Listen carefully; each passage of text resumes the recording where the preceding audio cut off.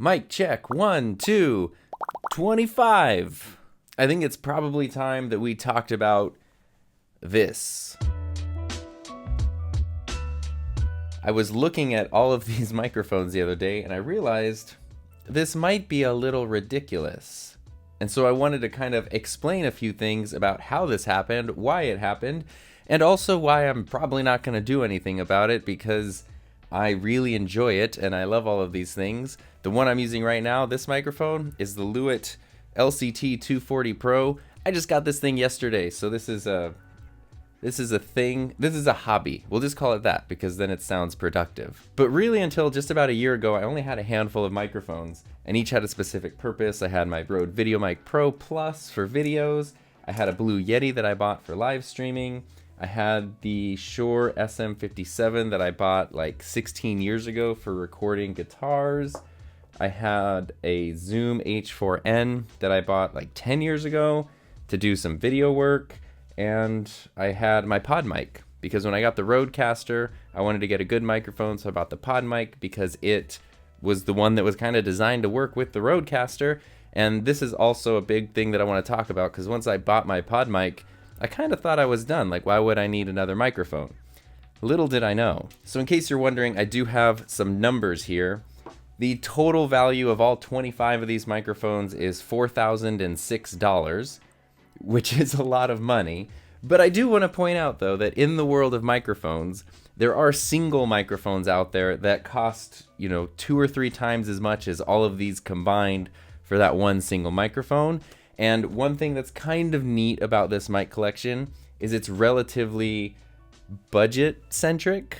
The most expensive mic that I have is the Shure SM7B, which is a $400 microphone, and I didn't even have to pay for that one, which is really cool. Sweetwater Sound sent me that one over so I could use it in my videos for tests and comparisons, and that's pretty awesome, and it's just a fortunate thing where the most expensive mic here I didn't have to spend the money on. The most expensive mic that I have purchased myself, I believe, is the Shure Super 55, which is like a $270 microphone, followed closely by the MV7, which is a $250 microphone. Some other things here, the most expensive microphone being the Shure SM7B, the least expensive microphone being this one right here, which is the Pyle PDMic 78. I do have the windscreen for the SM57 on it, which actually costs more than the microphone because this microphone I only paid $14 for it, and it's actually a really good one. Did a whole video about that.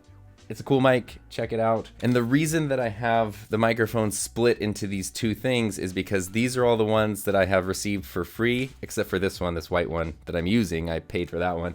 And these are all the ones I paid for myself. So in case you're wondering, the free microphones total $1,890 and the paid microphones total $2,116. And the free microphones only really exist because of the opportunities from this YouTube channel. Otherwise, I have no idea why I would end up with free microphones.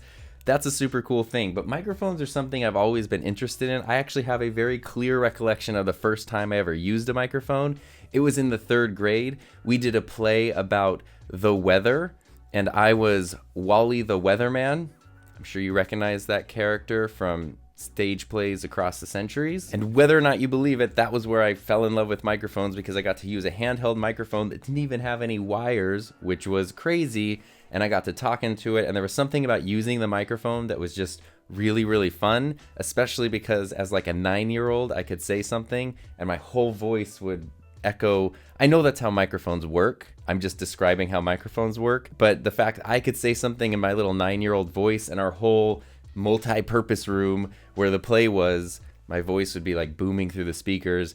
That was really cool. And as I got into video cameras and learning about audio as I got older, I just always really liked microphones. They all do have different purposes and different sounds. Most of them sound pretty dang good with a few exceptions. For the most part, they're actually pretty good, and they all serve different purposes. We've got condensers, we've got dynamic microphones, USB microphones, XLR microphones, combo microphones, shotgun microphones, on-camera microphones. Like, there are different purposes for all these different ones, so I actually don't even really have a favorite. The PodMic always holds a close place to my heart, and I want to talk about this in a second. I think the Rode NT1 is really a phenomenal sounding microphone, especially if you have a decently treated room. Of course, the SM7B is great. Kind of have a complicated history with that mic though. That's like a topic for another video. and the Super 55 is good, the Worker Bee. I'm really liking this Lewitt microphone, so like I can't pick a favorite, like can't pick a favorite of my children here. But what I can say is with the most expensive microphone being $400 and the rest, most of them are around $100, maybe up to $200, it's a relatively budget-friendly mic collection. But there is a real purpose, a real reason that I wanted to make this video, because there's something that's been bothering me and I just wanted to make sure to address it and clear it up with anyone who might be watching. And it has to do with the PodMic, because when I got my PodMic, which I now have 3 of these, I still think for about $100, it's a great sounding microphone. Needs a little EQ to, you know, tame some of the high end, boost some of the low end, but it's a great sounding mic. It's super well built. It's super versatile to mount because it has a 5/8 and 3/8 inch mount built into it. It's compact. It's a great microphone. And when I bought this microphone, I was so excited about it that of course I was using it in a bunch of videos and making reviews and comparisons with it. And then there were a lot of people who bought PodMics based on my recommendation. And that's awesome. And I'm honored that you would trust me enough to allow me to play a role in your decision on what to invest your money in. But I actually feel guilty when then a few months later you might watch a video from me and now suddenly I'm using a different microphone that's not the PodMic, because then I wouldn't want you to feel like, wait, I bought this because of your recommendation and you don't even use it anymore, you're using something else. And that's really not the case. I used solely the PodMic for a long time and I really liked it and I thought I was kind of okay with microphones, but then I don't know what it was. The PodMic was like a gateway microphone to a larger world of other options that are out there, and then I just started having a lot of fun trying different microphones, comparing them.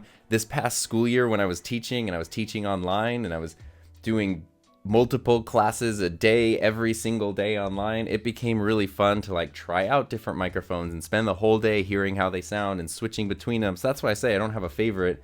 They all shine in their own specific ways and have unique characteristics, which is really, really fun. But 100%, anytime you see me review a microphone, that's my own choice to review it. It's not because a company is pushing me to do it. It's not because I'm being forced to do it. I'm not trying to just sell you on a microphone.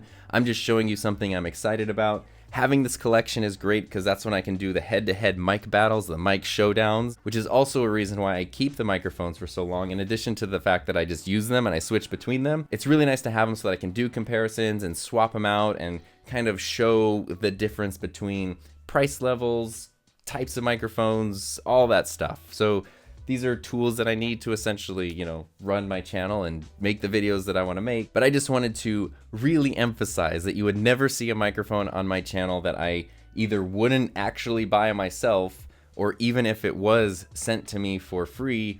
There's a lot of hoops that companies have to jump through before I'll accept something for free.